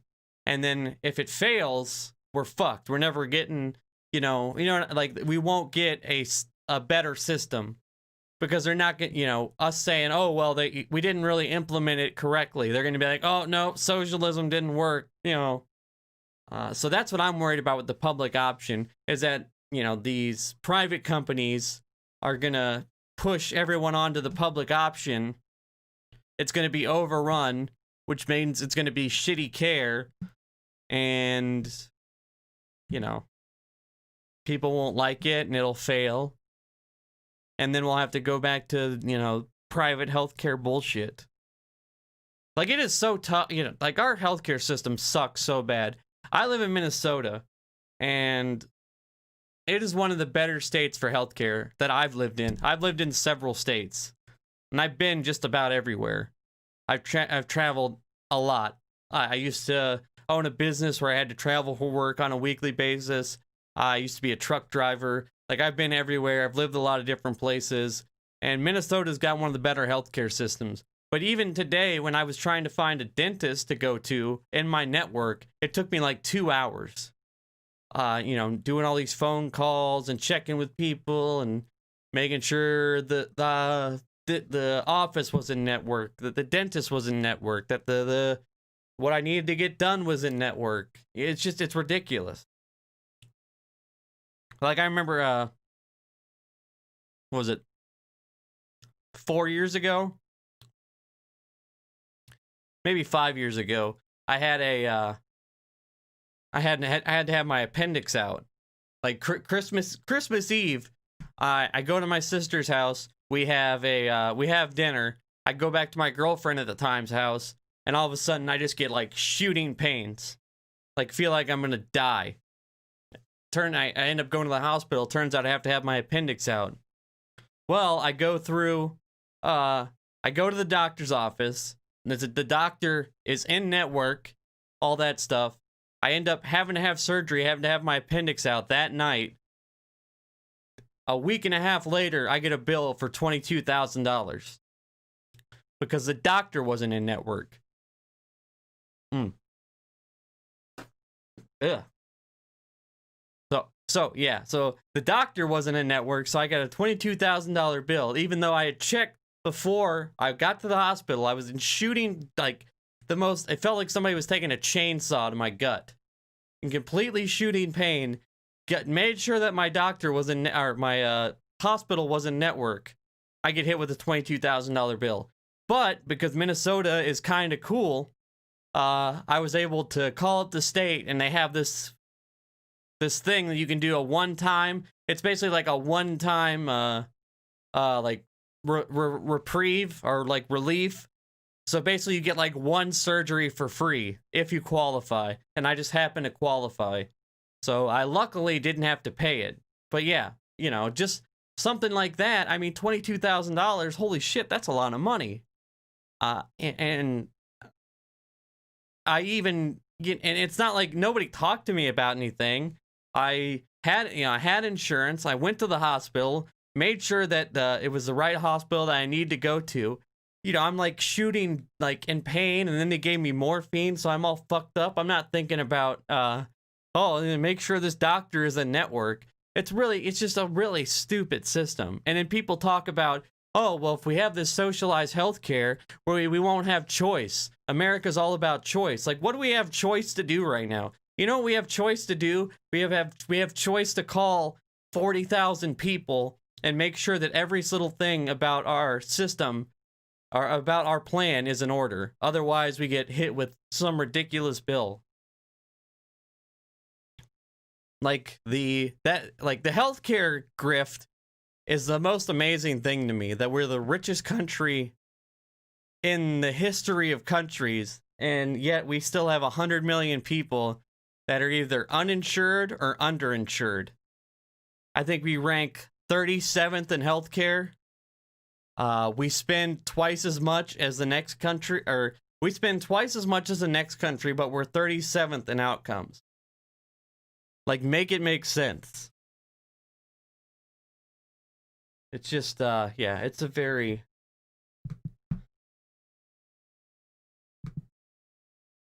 But anyway. All right, any other questions? Anything else anybody got on their mind? I seen somebody, what did somebody, just went to scroll through the QAnon casualties subreddit, may have it.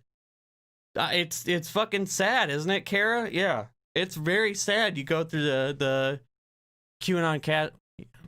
Fuck it, let's go check it out real quick. Why not? Just for a minute.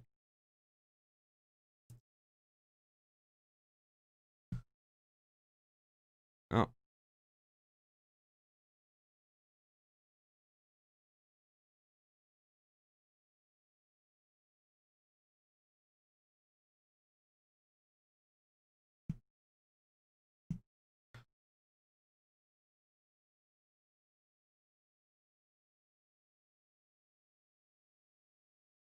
Let me zoom this up.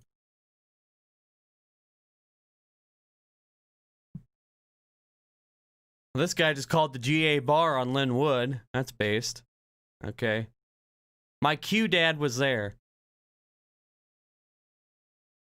I was texting my mom, a Q believer, today while I was at work. I asked her what she thought of what happened. She said the usual. Don't believe what you see on the mainstream media. I know someone who was there. The majority of it was peaceful. I pushed and nudged her. I pushed and nudged her until she admitted that it was my dad who was there. She says, my mouth is dry. She says that he told her that he left before anything crazy happened, but I don't believe it for a minute. She says Antifa plants are the ones who started the rioting and whipping everybody up. I was already horrified by what happened. Now I don't know, even more angry and horrified if possible. My parents live in the Midwest. I don't for a minute believe that my dad flew to DC only to leave after a couple hours.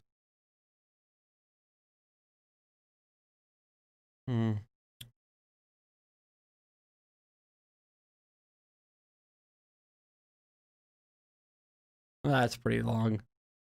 Yeah, these are usually pretty long. You get the maybe next stream. I'll go. Oh shit. Maybe next stream I'll go over some of it. Yeah, but it's really bad. Sorry, I seen a question I wanted to answer. Let's see. What was it? If Dems impeach, then Pence enters office. Would he pardon Trump? Well, first off, I don't think Trump's gonna get impeached. I think they'll impeach him again in the House, but he won't get convicted. So I don't think it'll matter. But I think it's possible. I mean, I do believe it's possible that Trump could be pardoned by Pence, but the thing is, he hasn't been charged with anything, so he can't like give him a get out of jail free card. You know what I mean? Now it depends. He can only pardon him for federal crimes. If like the state of New York charges him, that he'd only get pardoned by the governor of New York.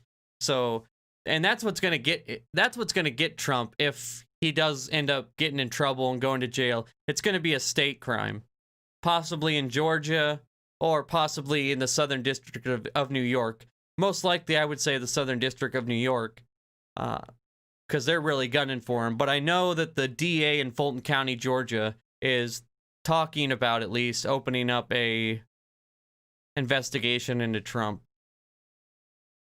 Ranked choice voting for our offices. Oh. What do you think about ranked choice voting approval voting? Ranked choice voting? Yeah. I like ranked choice voting. I think that's the way we should do it. I think we need to do another thing we really need to get done that isn't major legislation is we really need to get some procedural improvements. It is like our system one thing Trump has exposed is how shaky our system is and how many holes are really in it. Like, you know, like they put this together a long ass time ago. It's time for some updates.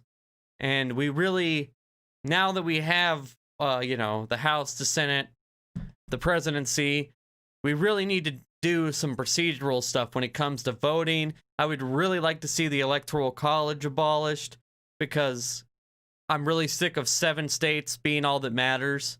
Like, it's such a joke. But yeah, I would love to see us go to ranked choice voting because it gives, it's a much better system, and your vote always matters. You know what I mean? Like, it's not just, you know, first past the post system like we have now.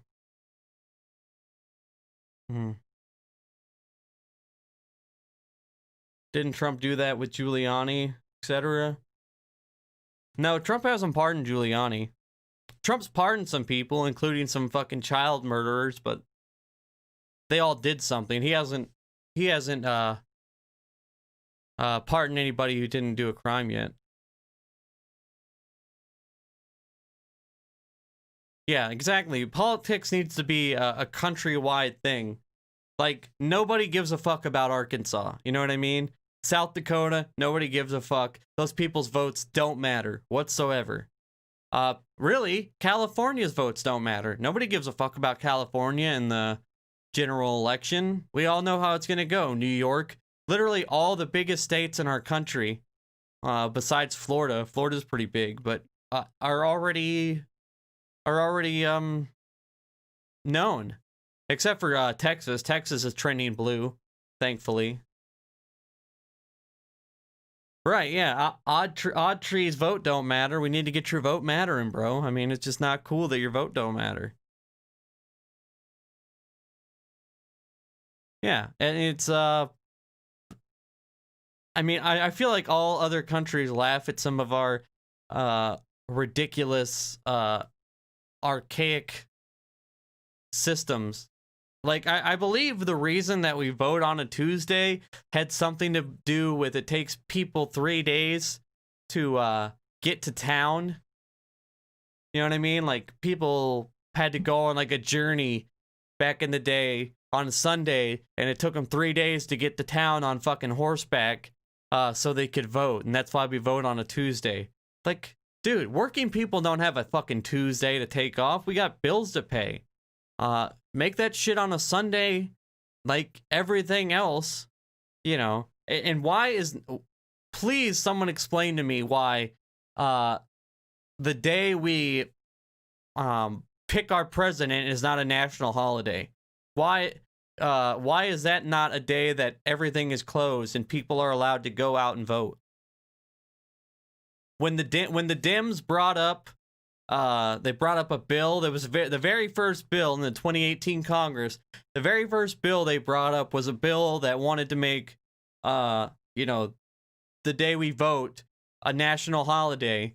And Mitch McConnell said on the floor of the Senate that we don't need any more holidays. We don't need any more holidays for absolutely no reason. Like, dude, it is literally basically it really is the most important day all year. Is the day we decide the direction of our country. But he thinks it's like you know, a ridiculous, why would we have a national holiday for voting? It's just because they don't want anybody to vote. Like, the less people vote, the better chance they have of winning.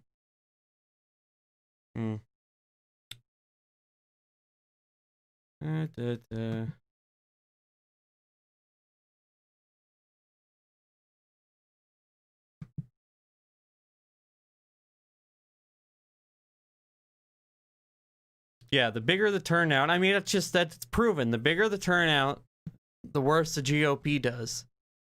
I mean, that, you know, basically every tactic they have is to depress the vote. Whether it's, you know, voter ID or, you know, limiting drop boxes, or this year it was, you know, they tried to ban drive-through voting. They tried to ban vote by mail. They tried to ban curing of ballots. They try to make it as hard as possible to vote, because the thing is that in rural areas, in smaller areas, voting's not a big deal. Like where I live, takes me 5 minutes to go vote. Like, the precinct's right down the road. I live in a town of like 20,000. We have several places to go vote. There's never a line. We go in there, vote, bam, it's done. The issue is that in bigger cities, where the issues are in bigger cities. And by making all these restrictions, it makes those places a clusterfuck, which is bad for Democrats because the city is where all their votes are.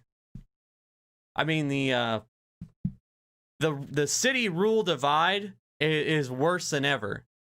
Basically, at this point, if you live inside the city limits, you vote blue. If you live outside the city limits, you vote red. I mean, it's like more than ever. You take a state like Indiana that used to be a pretty blue state. I think Obama won it once, if not twice. Now it's more red than Texas because it's all small rural towns. It's basically Indianapolis and then a bunch of small ass towns. Yeah. And that's, the rural city divide is worse than ever, which is why they're trying so damn hard to make it hard as fuck to vote. Like in Texas, they limited the drop. One drop box for votes in all of Houston County. How fucking mental is that? One place to drop off your ballot in all of Houston. I don't know if any of you guys have ever been to Houston or if you live around there, but holy shit, that place is insanely big. I really like the roads down there, though. They have like if you miss an exit, you can always turn back around. It's pretty based.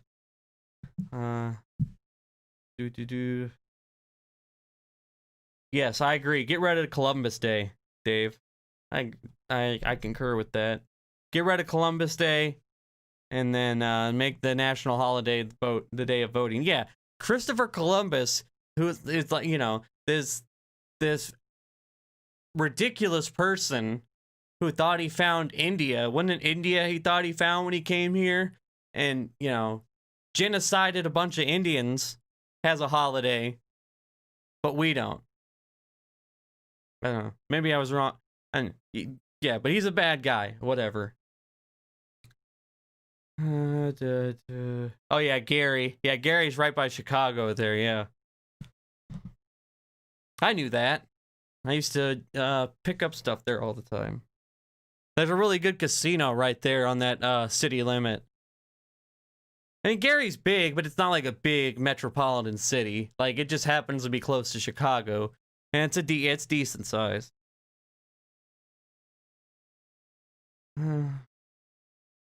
After the events of yesterday, what's your outlook for the 2022 midterms? Well, I think the map actually looks pretty good for Democrats. And it just depends on how Democrats drive home the narratives. Like, we have this inability to make anything stick. Like, this election should have been an absolute blowout. We shouldn't have had to have a nail biter to win the Senate. But we weren't able to tie Trump to the rest of the party. You know what I mean? Like, Joe Biden decided to make this, Trump is the problem. If we get rid of Trump, everything will be back to normal. Instead of, they're all the problem, we need to get rid of all of them. So if we can do a better job of calling out the absurd shit with the GOP, plus now the GOP is starting to eat itself. You have the people that are going along with Trump and the people that aren't. So, kind of depends how that goes. But I think we are looking good for 2022. And it also depends, if Joe Biden can get a couple things passed, it'll be a lot easier. If he can give $2,000 checks, and if he can get healthcare passed, I think 2022 will look good. And I think that'll open the open the gate for more progressive candidates too. Because now there's no reason that progressive policy can't get passed. So if these neoliberal Democrats decide they're not going to go along with stuff, they'll be much easier to primary. Because before, they could just blame the Republicans. And now they can't do that. So these people that don't want to go along and play ball when it comes to actual stuff that the people want, they might get primaried and they might actually lose.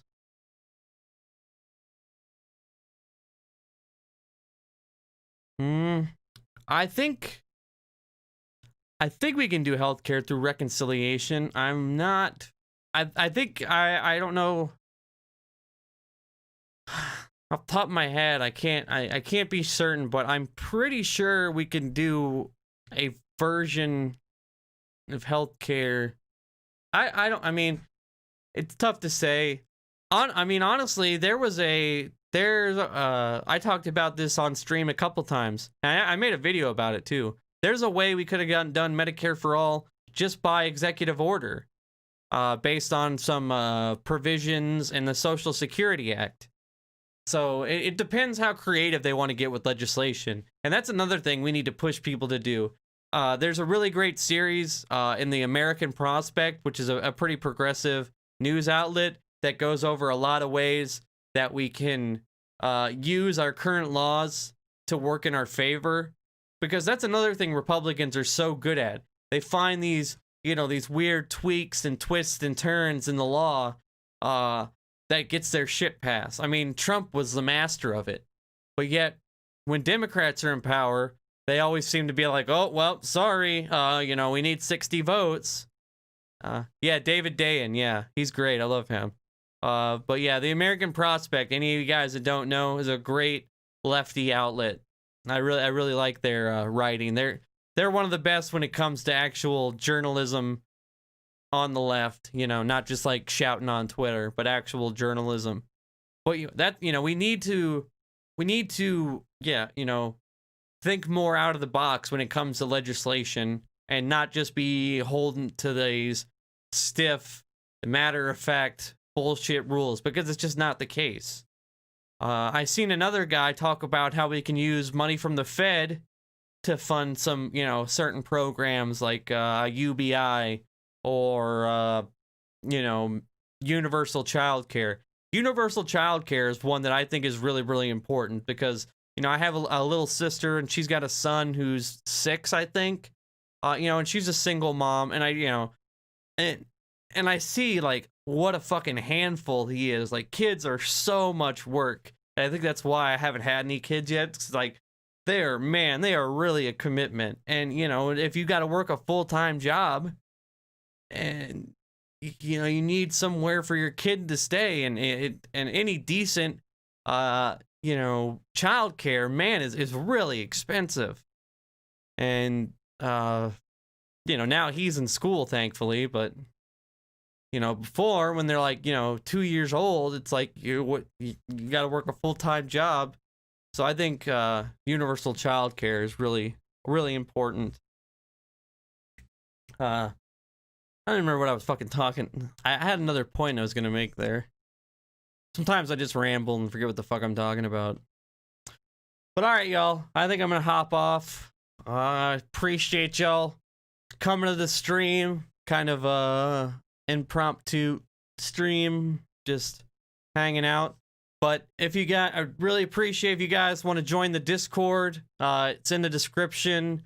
I'm going to start posting there a lot more. And, if you have something you want me to check out on stream or react to, I got a page on my Discord that you can put stuff in.